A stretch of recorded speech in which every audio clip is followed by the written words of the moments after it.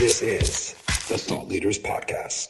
Hello, everybody, and welcome back to another awesome episode of the Thought Leaders Podcast. Today, we are sitting down with the one and only EriKTheElectric, or Erik Lampkin, for those of you who know him personally, which I doubt. But anyway, Erik is just a phenomenal YouTuber. He is, in my opinion, one of the most positive food eating channels that promotes having a good time and being healthy and staying fit. His challenges are out of this world, off the charts. We've worked with him in the past doing some really amazing stuff. And Erik, welcome to the show. How are you doing today? I'm doing great. Thanks for having me and for the kind words. I appreciate it. My pleasure. So as we were chatting before, I'm a huge fan of your channel. And right away, I just want to dive into the content of it. So for those of you guys who don't know, why don't you dive in and just talk a little bit about what you do on the channel? Yeah, so I upload to the average person that isn't really into food stuff on YouTube. This is going to kind of sound a little different, but I upload videos once a week of me eating crazy amounts of food. And like way more food than the average person is used to seeing other people eat. And so that's something I discovered years ago. And so I do it once a week, and I love being able to entertain people through that. It's crazy that YouTube has kind of been an avenue for me to be able to showcase, crazy amounts of food consumption, and also, my sarcastic, crazy, different personality at the same time. I've been able to grow a following of 1.3 million subscribers over the course of a few years, just by, showing other people my odd talent of being able to eat a ton of food. So it's been pretty awesome. Yeah, no, first of all, congratulations on the 1 million plus subs. That's Thank really you. That's incredible. And, you're just getting a massive amount of views every video, which is awesome to see. So let's start right at the beginning. So how did you start getting into competitive eating and turning that into YouTube? Yeah, so I actually started my channel as a fitness channel. I was it actually in 2013. I was kind of I've been a huge bike rider for the majority of my life. And I started off my channel, like, one day I was like, you know what, I kind of want to start a YouTube channel just showing people around like San Diego while I ride my bike. And then I was in the gym weightlifting, and I was like, you know what, I want to intertwine both of those. And then I thought to myself, like, you know what, I can eat a ton of food. So I tried a local food challenge. And this is actually, if people are familiar with the show Man versus Food, Adam Richman. Yeah, Adam Richman, all that. And I had been a fan of that since I was a teenager. Me too. I love that show. Yeah, it's an awesome show. It's pretty much what started everything. And so there's a local food challenge here in San Diego that's called the Broken Yoke. And I actually went with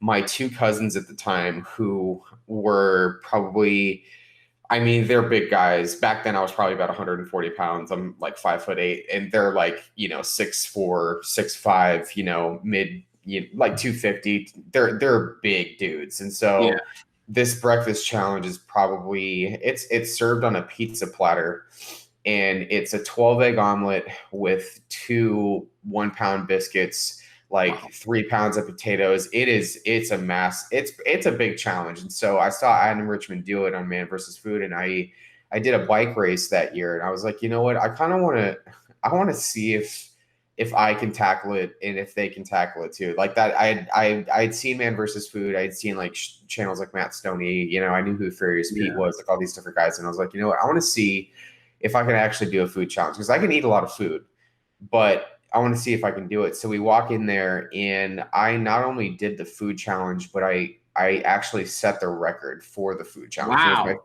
It was my first ever food challenge. And so I had like an hour time limit, and I did it in like, 20 something plus minutes or whatever it was. And my cousins that I went in there with, they probably ate like 10% of it, wow. And they were stuffed. Did you train for that, or you just went in and were like, no training whatsoever? Okay. I did that bike race earlier that morning, and I was like, you know what, I'm gonna be super hungry afterwards, so let's just go see if we can do a food challenge. And so I did that, and the manager was so impressed by how fast I took this thing down. He actually offered me a job.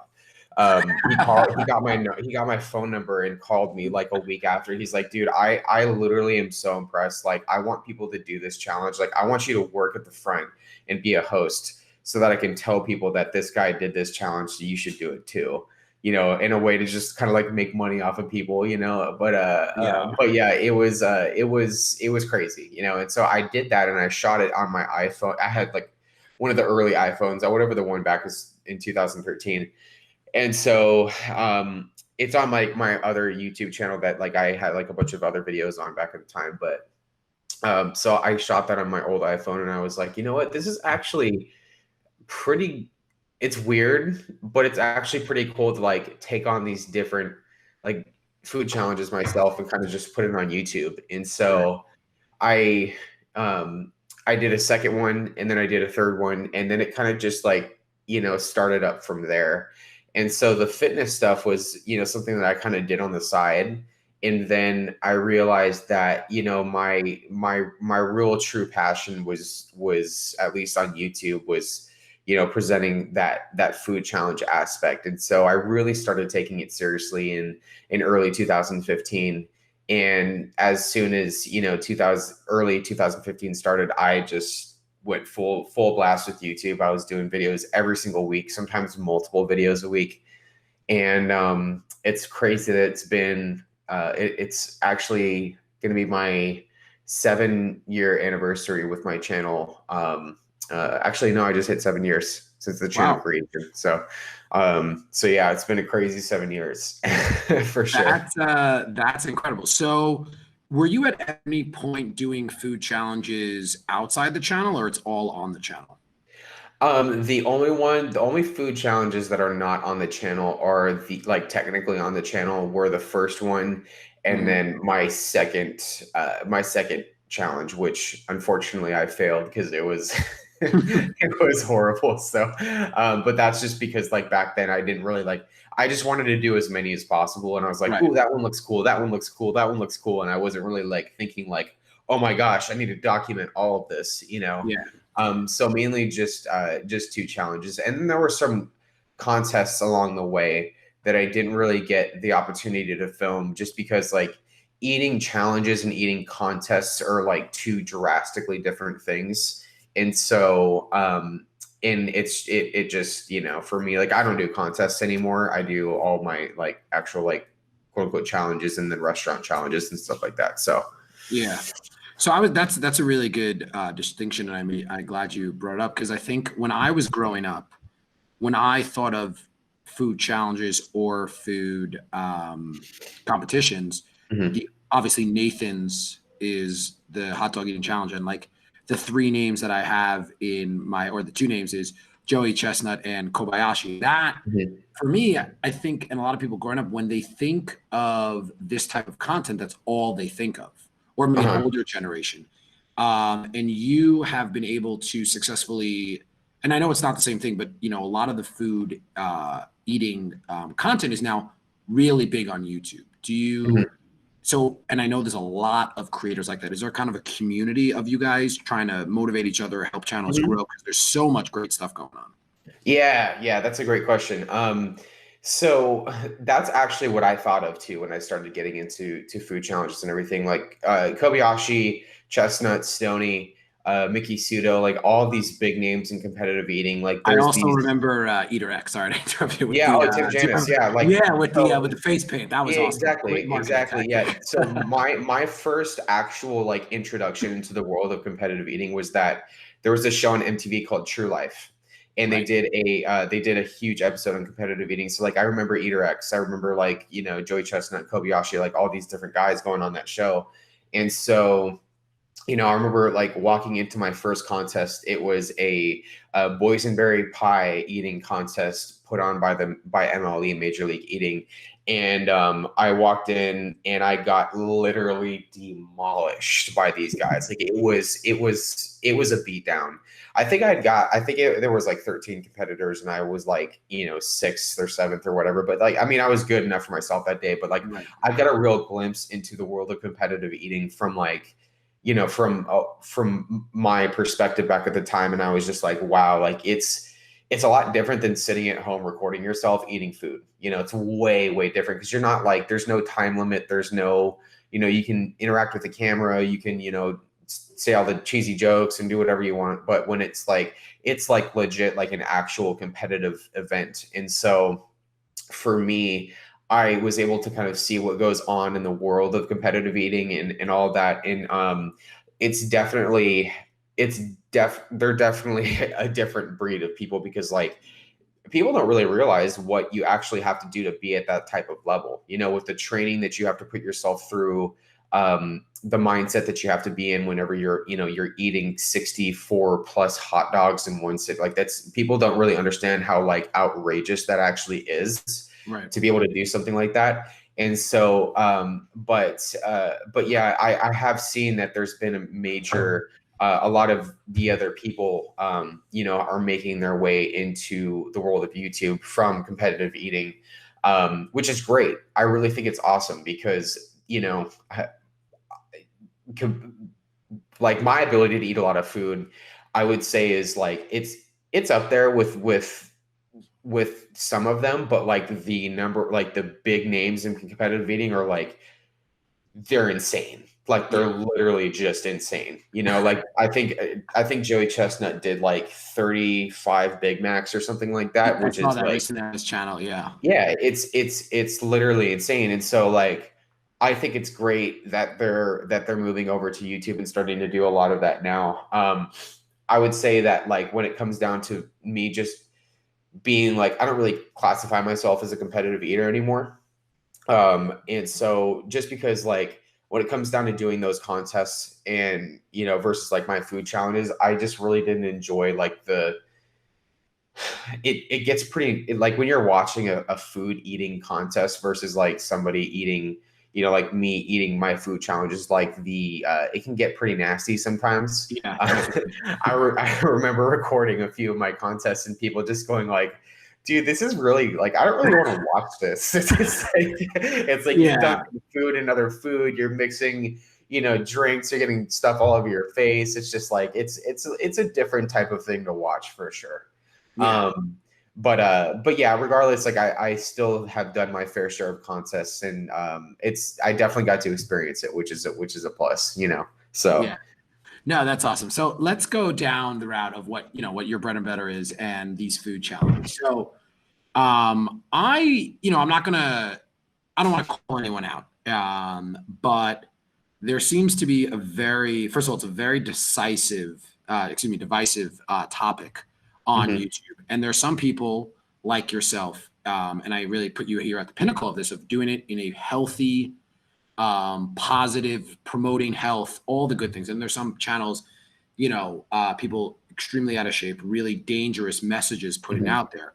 I want to know how you struck that balance, and you're in great shape. Kind of what goes into a challenge and how does it really affect your health and kind of everything that goes into one of these? Yeah, I'm really glad you brought this up too. Um, so I actually, I started off how I got my really big appetite. I grew up, extremely overweight. And so as a kid, was used to being made fun of for my weight. I was used to being bullied, all of that different stuff. And so I actually went through, a complete shift. I went from being huge overweight kid to losing a bunch of weight super rapidly. And I developed an eating disorder from that.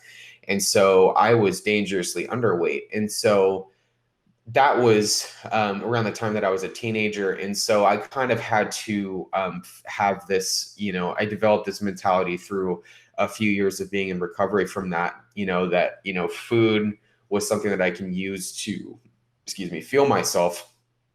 and I can use it in a use it to get stronger, to just be in a healthier body. And so once I was able to kind of get that, educate myself and just go through a lot of the necessary stages I needed to go through to kind of get to that healthier balance, I was able to kind of see food in a different way. And so I think that's really an important thing that I needed to realize for myself, just because like a lot of people will see like my food challenges or see just any video of a person eating a ton of food, and kind of like there's a lot of like dichotomous thinking that exists on social media and on YouTube in general, where people just like have this notion where they see something and they just have black and white thinking, like, okay, that person is eating a ton of sugar, they must only eat a ton of sugar. Right. They must only eat a ton of, hot dogs, or, like their diet must be horrible. And I try to like let people know that like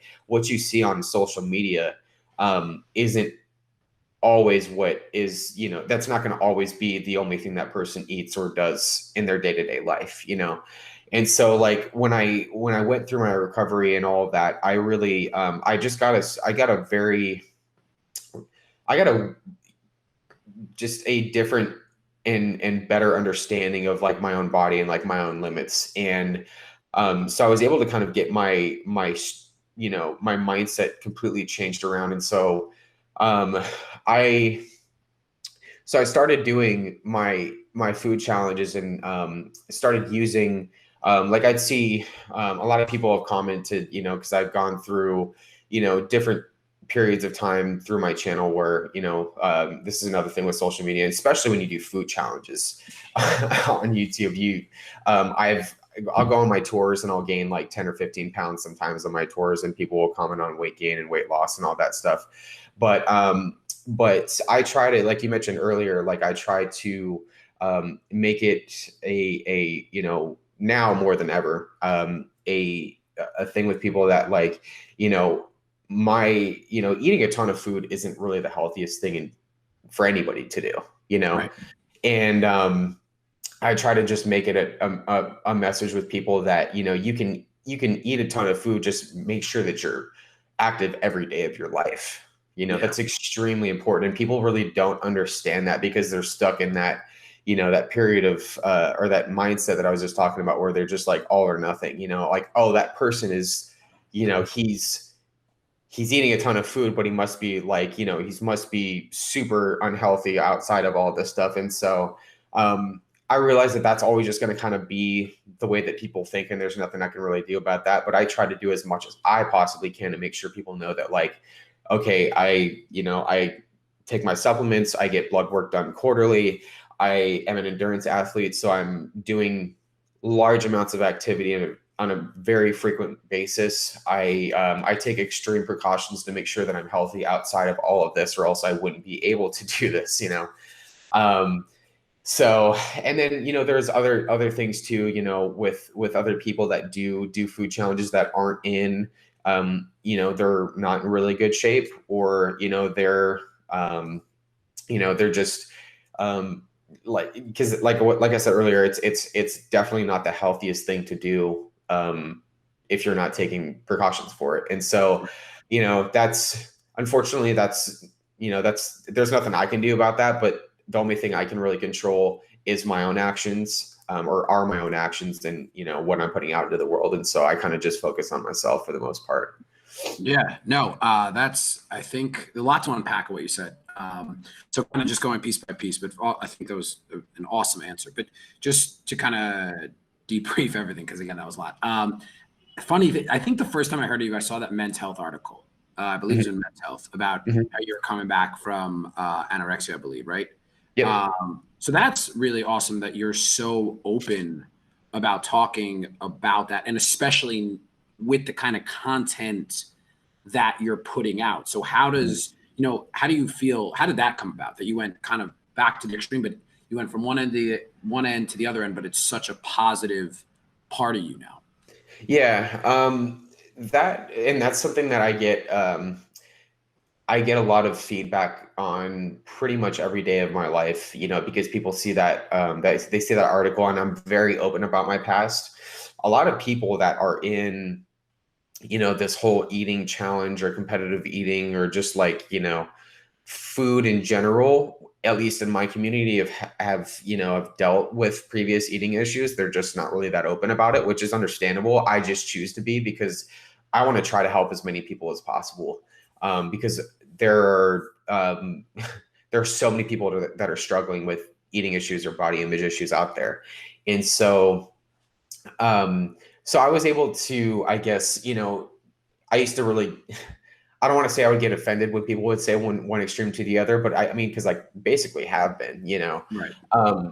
I realized that what I went through was a huge, psychological shift where I was thinking in terms of like, because eating disorders, especially anorexia, thrive on irrational thoughts. Like, okay, if I don't, or if I, if I venture outside of like my zone for the day where I, don't eat practically nothing, I'm going to get fat, And so once I started really challenging a lot of those, like the average person doesn't think like that, but those types of thoughts are just basically thoughts that have just been reinforced over and over again, when you constantly think like that. And it's like, even me explaining it, like, it's crazy just how I used to think, in my day-to-day life. And so when I explain that to people, they're just like, how could you think like that? And there's really no answer, it's just because I was stuck in this mentality. Like I said earlier, I grew up super overweight. And so I was constantly just thinking that if I ventured outside of like my, like I used to live on like, 800 calories a day, like as a 18, 19-year-old kid. And I was dangerous. I was pretty close to not, I hate to say it like this and be morbid, but I was close to, not being on this earth anymore, and I got to that point where I was like, okay, I really need to like get a grip and get a handle on my mentality, because if I don't, I'm not going to survive this. And so like, once you have that really big wake up call and you really realize that like, whoa, like you really need to start thinking differently, man, because like how you're thinking right now is just it's not real. It's not like it's causing you to like, just think so irrationally. And so I was able to kind of restructure my thinking. And I said, I went through recovery, and I did a lot of things to just get a better handle on myself. And so what I do now, it's like thinking about what I do now, like back then, it's crazy, because like I never would have imagined I'd be doing exactly what I do now.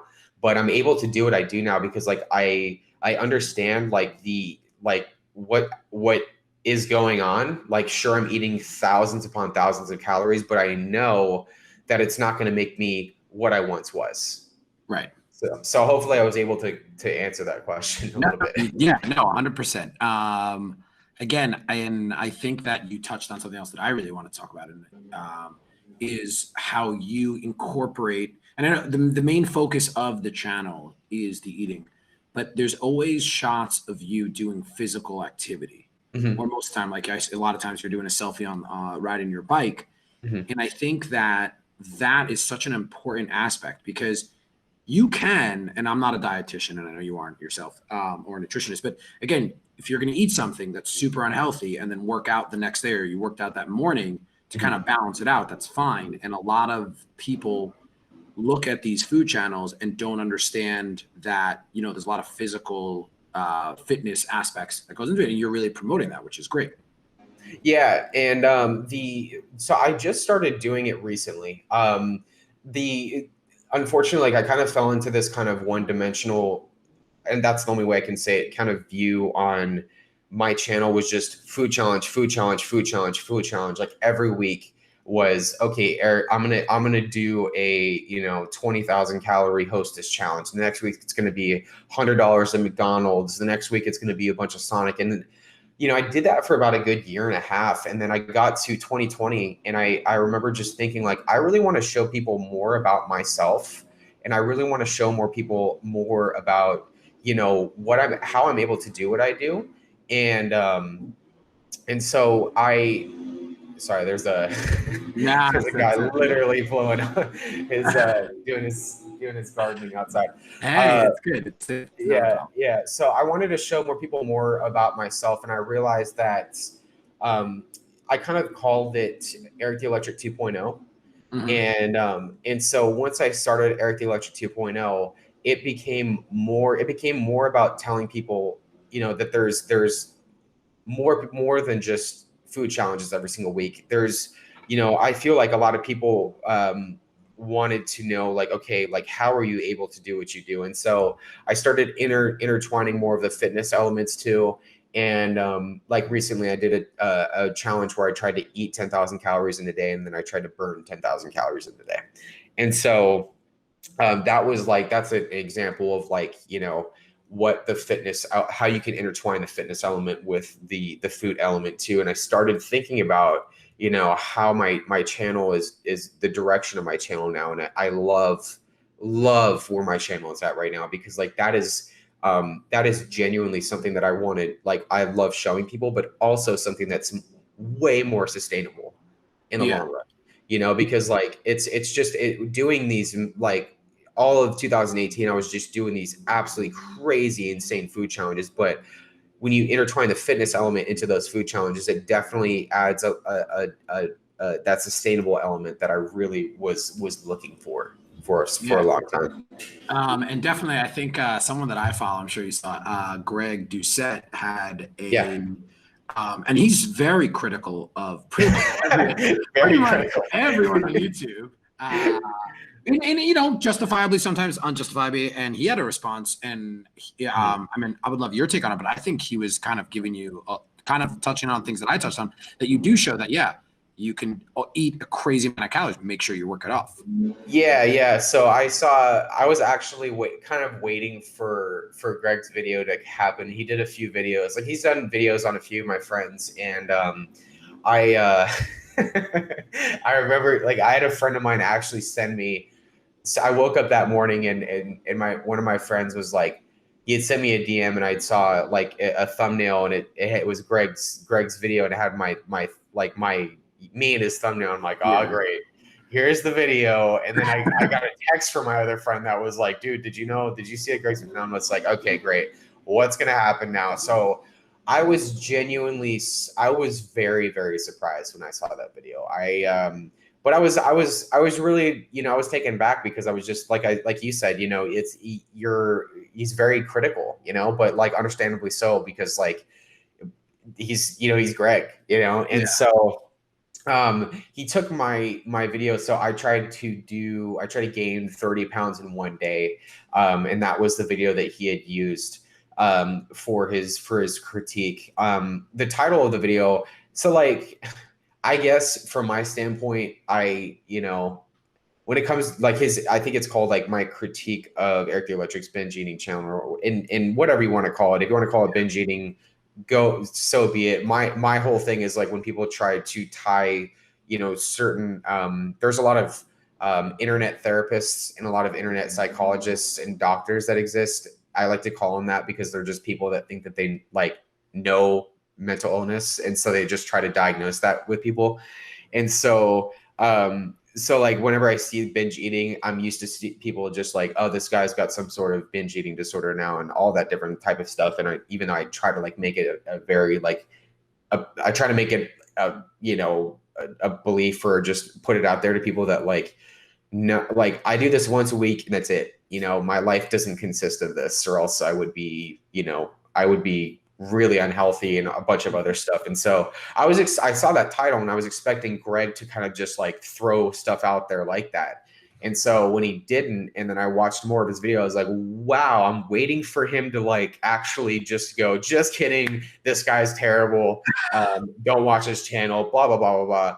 And so I remember finishing the video, and I was like, I literally cannot believe I just watched that, and I did not see anything bad. Pretty much. He did say that there was like, he didn't fully believe that I gained 30 pounds in a day, and I'm used to dealing with a lot of doubt and a lot of stuff like that. And so that was totally fine. But yeah, I was I was really surprised. I was like, this is cool. I can go with that.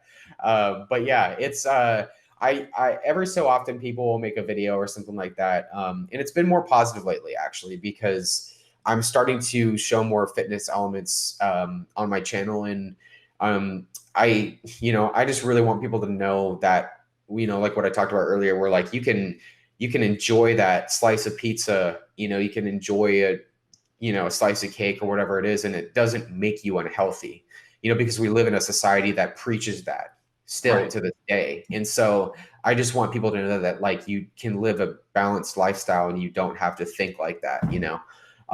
And so I think Greg did a great job at, giving people or at least showing people what my main message is. So Yeah, I think that it's so refreshing that you're coming in with a bit of the fitness content, because a lot of times, I personally enjoy a lot of fitness YouTubes. So a lot of times you'll see people with what I'm going to call unattainable bodies, right? Because whether or not they're natural or not, doesn't matter. They're maybe not might not be a professional athlete, but that's what they do for a living. They train all day, every day, right? Like the normal person can't. They have incredible physiques, and then they do like a 10, 20, 30,000 calorie challenge. And that is not going to affect them that much because, again, that's what they do. They work out for a living. You, on the other hand, you are a regular person who does a lot of physical activity, but you're highlighting the eating part and then adding in, hey, by the way, I'm a normal guy, completely attainable, and I can do that and I can eat. And I think that's the real power of your channel, because you're not a guy who's in the gym for, and I could be wrong, but I don't think you're in the gym for 12 out, doing 3 days or 4 days, right? Yeah. I actually, well, I'm a power lifter too, but I realized that at a very, like a few years ago, that I'm not going to be those guys. Like, cause I used to watch those channels too, where I'd be like, oh my goodness, like this guy is 8% body fat. He's got tons of lean mass on him, and he's, eating 10,000 calories, 15,000 calories a day. Like, whoa, and like, and that's what a lot of, unfortunately, like our younger generation is like trying to look like. And that's kind of I feel like that's going to always be there. That's like the message that society pretty much preaches. And so, I mean, I realize that I don't really have I don't have the body type. I don't really have the genetics to be that way. Like people always kind of make this, like, I see comments from people that are like, man, I wonder if you actually lifted weights, like what he would look like. And I'm like, I kind of already do. I actually already do a lot. And it's just, this is not the way the body works. But yeah, and I also realized too that, like, especially with what I do, like it's like I'm never going to be that 8% body fat guy. I mean, I love food too much, and it's also my job to eat a ton of food pretty much every week. So it's like I'm not going to go, get super chunky, and I'm not going to get super lean. And I like the way that I am now because, yeah, I feel like I am a normal guy, and I feel like a lot more people can relate to that aspect because, the super shredded, super, all this muscle on you, that type of look is definitely something that is, I'm not going to say it's unattainable for the average person, but it just takes so much time. And the fact of the matter is like, with these, calorie challenges, and a lot of these guys that preach that, it's just not something, it's not realistic, Exactly. it's not realistic to do that, So I do have a lot more time to be able to dedicate to improving my fitness than the average person does. I work from home, I create content. And so that's where I feel incredibly blessed. I feel incredibly blessed in a lot of different aspects, but, for me, like I'm training for an Ironman right now. And so, that takes a lot of time to be able to, go out on runs, bike rides, and all this different stuff, and I can kind of create my own schedule. And I realized that the average person doesn't have, like I said earlier, that time.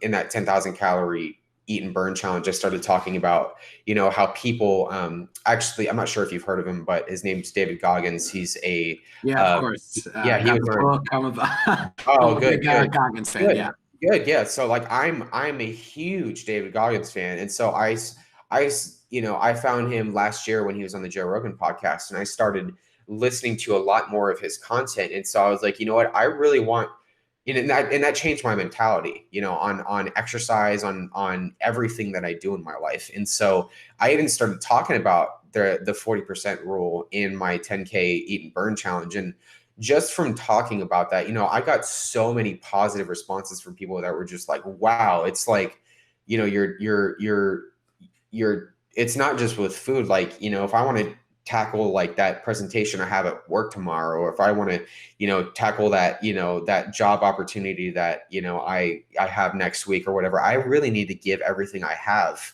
towards accomplishing that goal. And so, just me finding out about, the fact that like I'm only really giving 40% of my overall capability to the things that I'm doing in my life was such an eye opener for me. And I was able to kind of, push that more and more and more and more. And so, but yeah, finding out about David Goggins and his overall message and everything has completely changed the game for me. So. Yeah, that's awesome. I don't know. I'm sure you've heard of him, but if you haven't heard of Jocko Willink, that's no, I haven't. guy. Yeah, definitely look up Jocko Willink. He's very similar to that style of kind of motivation, and something that I definitely live by. One of Jocko's biggest things is just be better than yesterday. It's Okay. it's about self-improvement. I think that kind of aligns, and it's great to hear that you're putting out this message, because I feel like I'm repeating this, but it's true. There's so much negative content or negative feelings about eating challenges. You're just putting a whole spin on it. But now let's take kind of a shift and understand what actually goes in to one of these challenges, because I'm super curious of how it works. So walk me through how you come on an idea, filming, eating, how you feel, what's going on. Yeah, a lot of people just kind of look at it and they just go, oh, like you just wake up and just feel like eating $100 at McDonald's every day, or and it's like, no, I really, I don't wake up and just think, man, today I feel great about just going out to McDonald's and eating $100 at McDonald's. Yeah. It was in 2018, in the early part of 2019, that was kind of the take on everything, is like, okay, if I think about doing a challenge. I'm thinking about doing a challenge on Tuesday. It's Sunday, so I'll kind of just prepare for it that way. But no, now it's, I pre-plan my challenges a week usually in advance, so I pretty much know exactly what I'm going to be doing. That's, for me, like I can kind of get a gauge on, what my audience wants to see based on, the comments that I see. And also too, I usually, when it's like a holiday or it's, a certain period of time, like during the summer, I just did an ice cream challenge.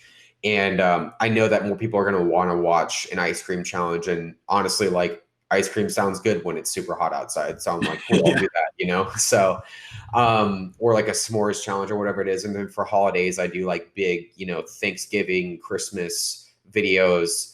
My birthday's next week, so I did like a birthday theme video. And so those types of challenges are all kind of like set in stone. Like I'm going to do a video for events like that.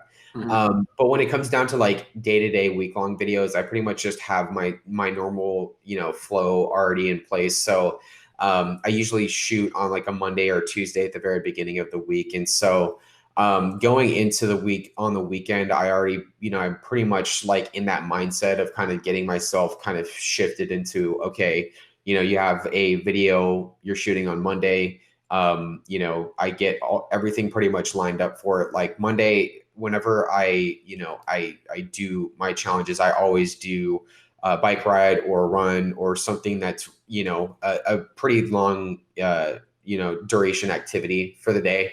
And then I mainly do that because when I do my challenges, I really can't, it really, it increases my appetite a lot. And, there's so many benefits to cardiovascular activity that I tell people, like, it's great, not just for like burning calories, but it has a lot of benefits overall. But that's one of the main benefits for me, is that it really increases my appetite a lot. And so I do one of those, and I don't eat that day. A lot of people are like, oh, what do you eat for lunch or like breakfast? It's like, no, like when you're eating, 10 billion calories, you're not going to really want breakfast. That's the meal for the day. Yeah.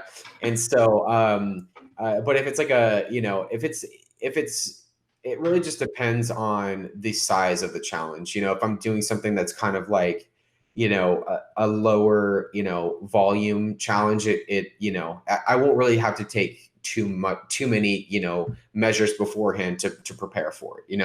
Like if I'm trying to eat, I'm trying to think about like if I did like generally challenges obviously with like lower amounts of calories. If it's like an 8,000 calorie challenge, like that's something that I can eat and still like afterwards be, slightly hungry, 8 to 10,000 calories. Just because of the size of my stomach, I have actually between 13 and 15 pound stomach capacity. So it kind of fluctuates. Is that how high above the average is that? I would say that that's like Joey Chestnut and Kobayashi, like all the big names. They probably have about 20 to 22 pound stomach capacity. And so that's yeah. what's a So normal person, like a non-competitive? I think a normal person is probably around 4 to 5 pounds. How do you measure that? I'm curious. Well, I mean, I've been able to tell over the years based on the like when I did like practice stuff. I used to practice with like this is gonna sound super gross to the average person, but like I used to do like sugar-free Jello.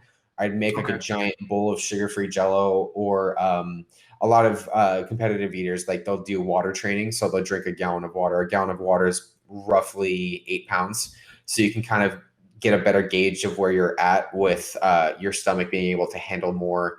It's usually better to do it with like, I mean, honestly, it's definitely not the healthiest thing either, especially doing it with water because you can actually, die from, water intoxication. But, but yeah, so I like to do it with food just because like, it's just the better way to do it. So, but yeah, that's generally how you're able to kind of gauge your stomach capacity is through all of that. Okay. Wait, so you were saying that, you're not eating before the challenge, you're getting ready, and then how? What's the process? So, so usually I don't eat before the challenge, and I go into it now. I'm now it's definitely like I'm thinking about how I used to do it, where it's just like I kind of set up my camera and I just hit record. And I'm like, cool, I'll think about everything on the spot and just eat food, and that's it. But now I don't script out my videos at all, but I definitely have like a few items that I'm like really excited to try. Like if I do there's like every single week there's like new cereal out here in America. There's new candy bars, new chips, and all this different type of stuff. And I'm like, oh, I'm super excited to try that new birthday Kit Kat. That's probably gonna be super good. So I already know in my mind that like my audience wants to see me try that. So I'm gonna really highlight that type of thing.